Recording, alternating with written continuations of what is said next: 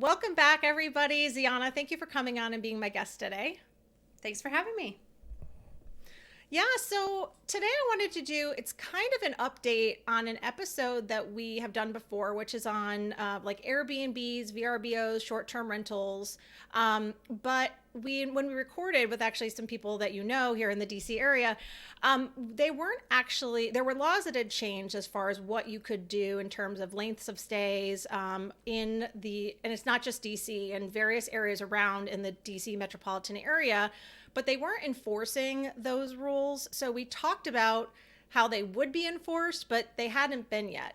So something that's kind of started changing a little bit to help people potentially get around that if they do want investment properties are to do medium term rentals, and you excel at doing them yourself, at obviously teaching and talking about them. So we're going to get into that today. But I thought maybe just to start because you are based in Boulder, right in Colorado, so you're not a local DC area person, but maybe you can just kind of tell us your story and how everything started to give some context to the conversation we're going to have. Yeah, so I started in 2012, which is quite a long time ago. Now we're pushing 10 years over that with short term rentals. So I didn't pivot into the mid-term rental space, medium term rental space until COVID hit. That was kind of my impetus for that. But when I got started, it was really simple. I thought that this would just be a little bit of a side hustle or just kind of a hobby, and it ended up taking over my whole life. But I was in massage school at the time, and a friend of mine told me about Airbnb, and he was trying it out in New York City. And right around that same time, I had a roommate move out, and I had a spare room, and I just thought, well, let me try this Airbnb thing. If it works, great. If it doesn't, I'll just get another roommate. And it worked out so well that I was renting her old room, my room, eventually had to go get another place because I just saw the demand and the possibilities. And so eventually I saved up to be able to buy my own place, and it just went on from there. Nice. So you were doing that in New York. I'm just curious, when did you move to Colorado?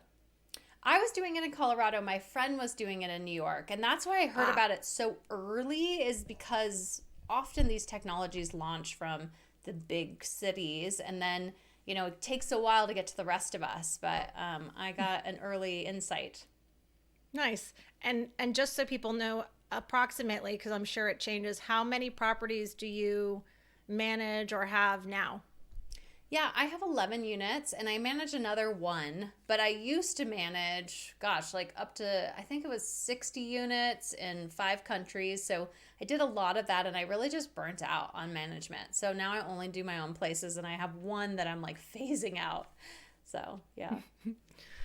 Well, that's awesome. So obviously you have a ton of knowledge in this realms. But what's good is Mhm. even if you started in the shorter term under 30 days, you knew how these things worked inherently, and you've grown with what is able to happen based on laws changing and whatnot. Yeah. We're not going to have I'm not going to have much of a commentary about why those have rules have changed or how that affects various other industries, but it's good that you've kind of rolled with the punches, and you can now tell people kind of how you've pivoted yourself. Just so Yeah. people know, you do have a book that is, I can't wait to read. I mean, you and I met not too long ago. I didn't have time, but it's really a guide on how to do what we're talking about. So I just Yeah. want to throw it out there that if anybody wants more information, because we've got a 22 to 25-minute podcast here. We're not going to cover everything. That they can, by all means, they can reach out to you and read your book. And so we can talk about that, and you can explain to them your strategy and all that. So first things first, do you want to define what a medium term rental is for people?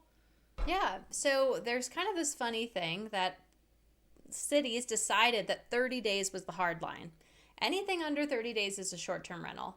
And then everything over that was considered a long term rental. And so, what's great is that we took this short term rental idea of a furnished space and then we put it into these longer stays. And now we don't have the regulations, we don't have the extra taxing, the licensing. There's just so many hoops that you jump through with a short term rental that we just don't have to deal with.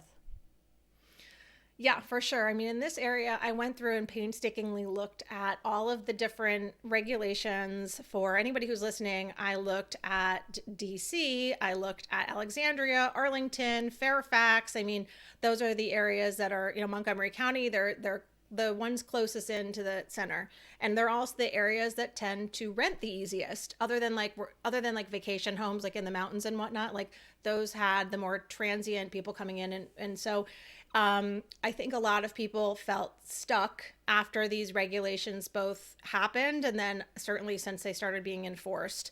So I don't know if this is the case in every jurisdiction or even the jurisdictions that you're in, but the sweet spot in this area is between like 31 days, or maybe it's 30, and 90, because at 90, that's when it triggers into a more tenancy kind of situation where tenant law exists. And we have another episode coming about DC tenant law, because it's a beast. Oh, But wow. yeah, it's good for people to know, so that they understand, as the property owner, as the person who's running this rental, kind of what that sweet spot is, particularly in this area, right? Yeah. So that's really interesting that you say that, because traveling nurses, which could be one of the tenant pools, there's many of them. And especially in your area, government housing is going to be a big piece. So you guys have a real opportunity being in DC or close to it. But traveling nurses tend to do 90-day stints, right? They have 13-week contracts, and sometimes they'll extend for another 13 weeks. And what I've heard in states like California, where they have just a lot around eviction and tenant laws and things they don't want to deal with, some hosts will say, okay, I'm going to do a 29-day booking. Then I'm going to make you do another 29-day booking. So none of them are 30 days or more, and they don't have to deal with that. So I kind of wonder if you could do something like that, where it's like 89 days and then you do another one if you are trying to stay under 90 days. So there's always a creative way around it. But yes, sometimes a little more work. Yeah, I mean, by no means are we trying to trigger some kind of change in the regulations with this podcast episode. Hopefully, Sure. things can kind of stay under the radar, so people can still kind of take advantage of this if they want to. But okay, so you started talking about something else that I want to get to in a few minutes, but I'm just curious. I mean, other than the obvious difference in length of time, how do medium term rentals differ from long or short term? And like, what's unique to them, as in like, are there things that are challenging for them versus the others? Just kind of how would you characterize them? Yeah, so I mean, the main difference from long term is that you don't have furniture in long term rentals. And then in short term rentals, the difference is that people are not really in the short term rental that much, right? So they're out on the town and they're going and sightseeing, they're eating out a lot, they might never use your kitchen. So with a longer term stay, there's a few things you want to have. You definitely want to have workspaces. I hear about digital nomads and tech workers that travel, in their trucks, they have like a folding table because they're like, man, there's just not enough places to work in these homes. So you definitely want to have little desks, even if they're small writing desks. And then you want to have blackout curtains. That's really important for a lot of nurses or night workers. And so they need to sleep during the day, and having a space where they can do that easily is great, which is why renting out a lot of basements works well for people, because they don't care about being in the dark. They want to be in the dark. So that's just kind of a little insight into what your tenant actually needs, who you're serving.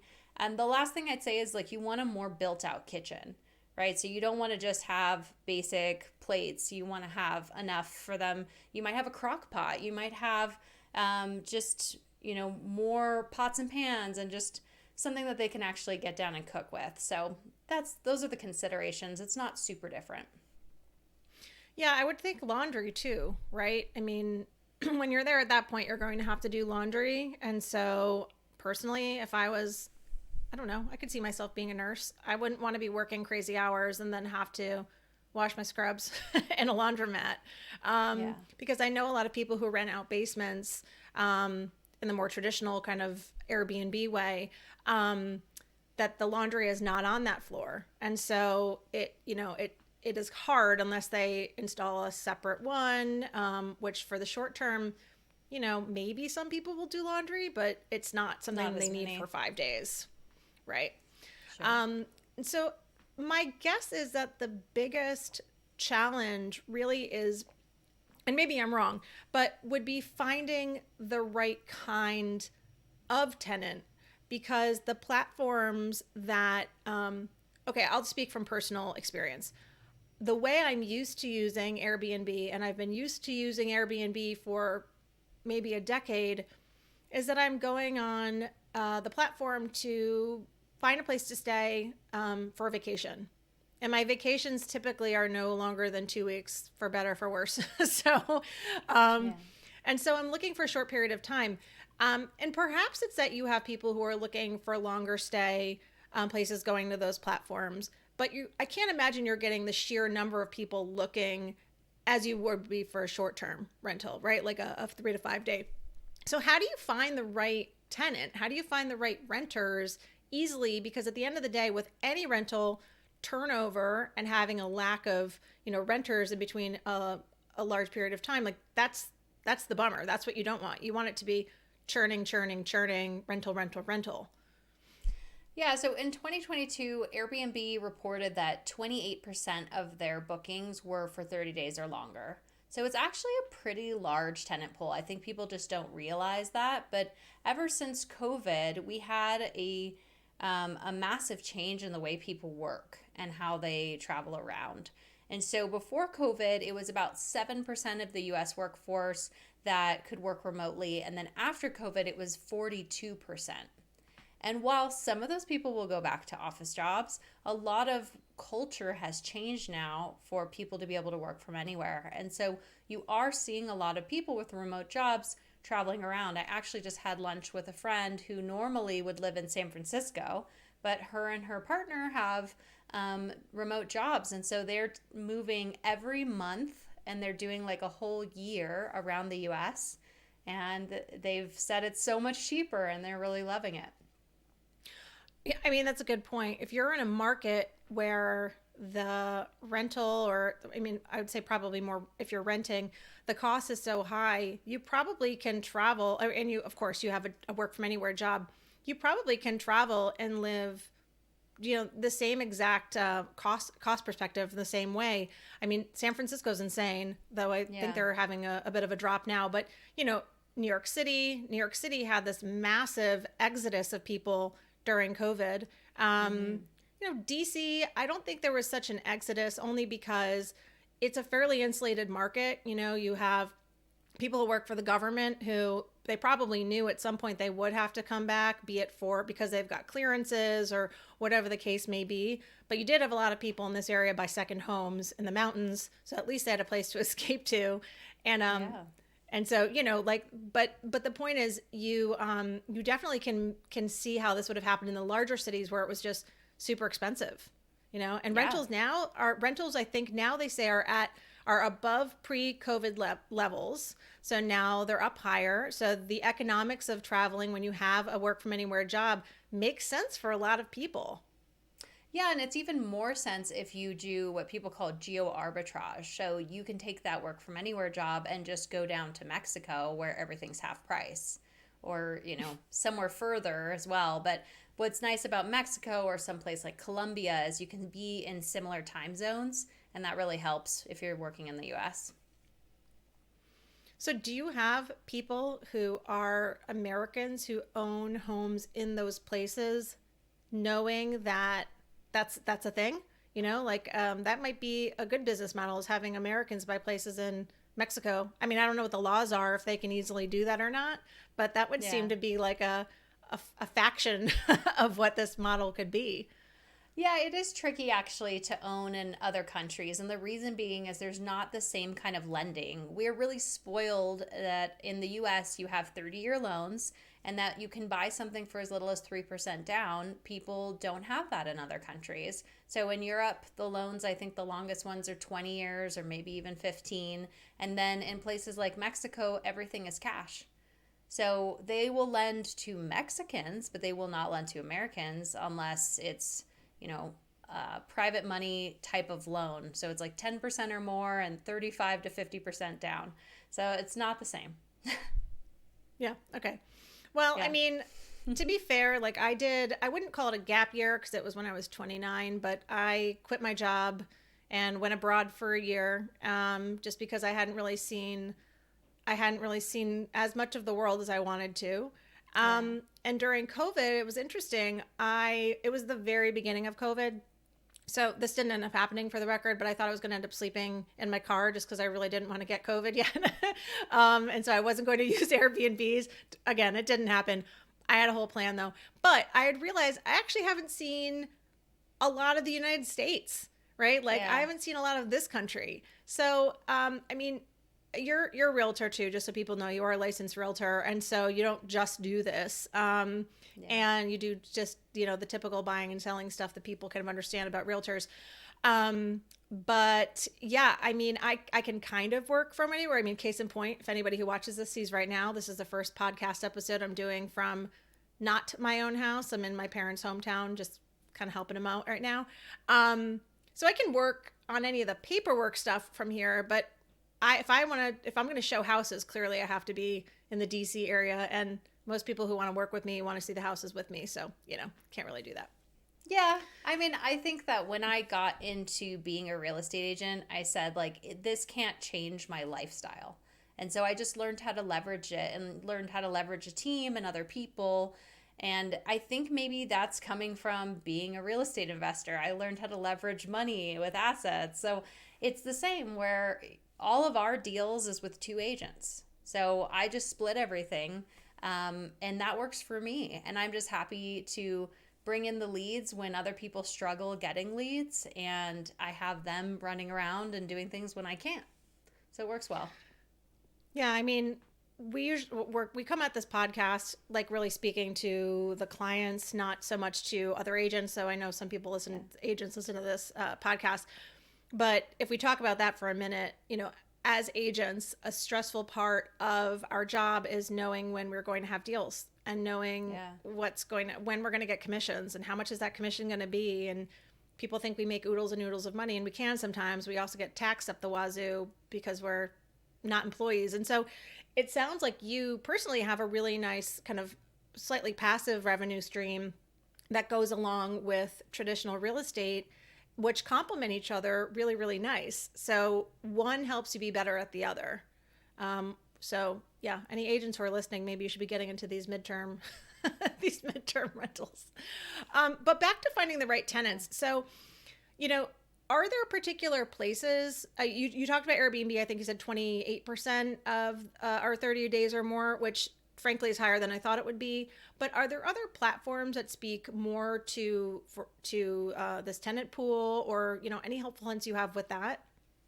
Yeah, so Furnished Finder is a big one, and that one is targeted towards medical professionals, specifically traveling nurses, but it's really expanded. So I think the more that is becoming a household name, it's not quite there yet, but it's just becoming more popular. I'm seeing that the tenant pool has changed a lot. We see a lot of relocation, which again for realtors is fantastic because I've had people where they stay in my unit for a month or two and then they end up buying a home with me. So it can be great lead gen. We also list on places like Zillow. So you'd be surprised, but having a furnished rental there, again, lots of relocations. That was a big thing in COVID. We had a lot of people moving from the cities to Colorado, where you just have a little bit more space and more affordability. Yeah. Yeah. When I was about to buy an investment place in Baltimore, actually, over the summer. And I was trying to figure out kind of how I was going to do it, get around the rules, and Johns Hopkins, very well known, both university and hospital. They have a lot of traveling nurses who are there. So that's what I wanted to hopefully get into. I didn't end up buying, it just wasn't the right time. We were thinking about buying another first home for ourselves. But I felt like it was daunting to try to find potentially the right pool of people. And so it sounds like it's really not that hard as long as you kind of know where to go. And something that my friend told me is she is a traveling nurse, or she has been in the past. They actually kind of pass on the places that they've lived in before. So they have their own networks, which you can't necessarily plug into. Like I can't post in this like nurse platform, but as long as you have a good rental Airbnb, whatever it is, they're most likely going to perpetuate that for you. I would guess a little bit more than the 3 or 5 day rentals, just because it's so important that the fit in the location is absolutely right when you're working at a place like a hospital. Yeah, so that's interesting. I've heard of some people saying that they offer like a finder's fee. So they might say, we'll give you $50 if you refer another nurse to us. And I've never tried that, but I think that I will start doing it because, yeah, I imagine they have, friends that they meet there, and they're on a lot of Facebook groups, and there's just a lot of communication back and forth that they could say, yeah, I stayed in this really great place. You should go check it out. Yeah, I mean, I would certainly take somebody in my network's opinion a little bit more than, I mean, I feel this way about reviews in general, like on Yelp and whatnot. Um, you find a lot more people who are going to expand on the bad than they are on the good, and also they're a different clientele. They don't have the same needs that you have. So, you said Facebook groups, and that made me think like there are a gajillion Facebook groups at this point. You couldn't even possibly identify the right ones for you to be part of. So getting plugged into that, as in having somebody who's almost like your advocate in that group talk about your place, I'm sure that could help you sustain the whole rental. Just have them pass it on. Anyway, food for thought. So as we start to wrap things up, I'm just curious if you have any other kind of information or tips or things to consider if somebody wants to get in. I mean, we're not going to talk about the financing of buying a second home because we're just not. But assuming people get past that and they're trying to figure out kind of if this is right for them, just curious if you have any kind of last thoughts. Yeah, so I'd say the first thing that we kind of touched on earlier is that with realtors specifically, I like to tell people take your active income, because a lot of realtors end up blowing their money on cars and things, that fancy clothes, whatever. But take the active income and invest it so that it becomes passive income, because you're taxed lighter on that. You get a lot more benefits, and then it can support you. Because I actually think that being a realtor may not last another 10 years. There's so many automations and things coming in that I think the big giants like Zillow and Redfin may take us over. We'll see, maybe not. But I wonder about that sometimes. Yeah, so I think it's important for us to be setting up for ourselves. As far as medium-term rentals, I'd like to leave this thought in people's minds, is that there's really 2 types. So we have the smaller ones that cater to nurses or maybe a tech worker, a digital nomad, that might be 1 or 2 bedrooms. And those work great, but they're also becoming just flooded. There's a lot more competition in those spaces because there's a lot more of that kind of product out there. There's just more people that can afford those and have them already, and they're putting them out. The place that I'm seeing that has the most upside is large homes. So 4 bedrooms plus, those sorts of homes that people would think, oh, that's not going to work for this strategy, they do really, really well. And there's a whole nother subset. Of course, you can do government contracts and film industry and all kinds of other stuff, but the main one is insurance. So when people have a flood in their home, burst pipes, fire, or something, they need to be out of their home while it's being worked on. Sometimes those contracts can be 6 months to a year, and the insurance companies, they pay the absolute most. So it can be pretty incredible. That's a really good point, because I can't tell you how many times I see requests on this kind of Compass as this internal messaging platform kind of where people say, I really need XYZ, or do you have a referral for a plumber or whatever? And it's a bummer, but things happen to people's houses, and that's true. They don't necessarily want a very short term nor a very long term rental. So in particular, this medium length could be the sweet spot for them. Hopefully for them, so that they're not out of their house for too long. But well, that's a really good point. I would say it's hard to come by single family houses in this area. We have a lack of inventory, so that might be a challenge for people who want to get more into the renting a whole home space. But if someone moves and it works for them financially to be able to buy a house wherever they're moving to and keep their current house, in the DC area and do this, it's good for them to know that that's an option, that it doesn't have to be somebody living in there for 2 years. It could be a little bit different. One more thing I did want to ask you before we go. Do people typically make more money on like these medium terms, or like, yeah, from a financial perspective, is there a benefit?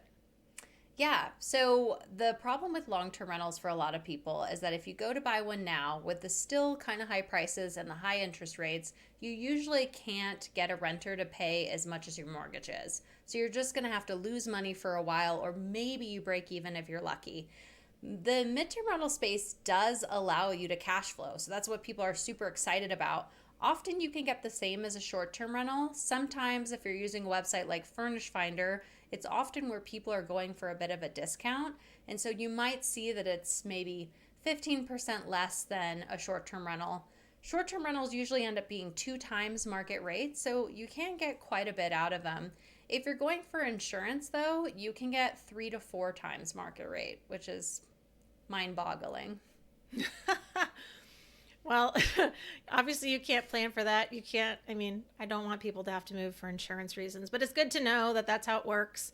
Yeah. And really glad I asked that question, because I think that could definitely be a push for people trying to do things a little bit differently, like in this medium term. Well, Zeona, thank you so much for coming on. Of course, I'm going to link all of your information in the show notes if anybody wants to contact you. You do one-on-one coaching. You obviously have the book I mentioned, and they can get in touch. And hopefully we might have you on again to talk about some other stuff. Thanks again. Thank you.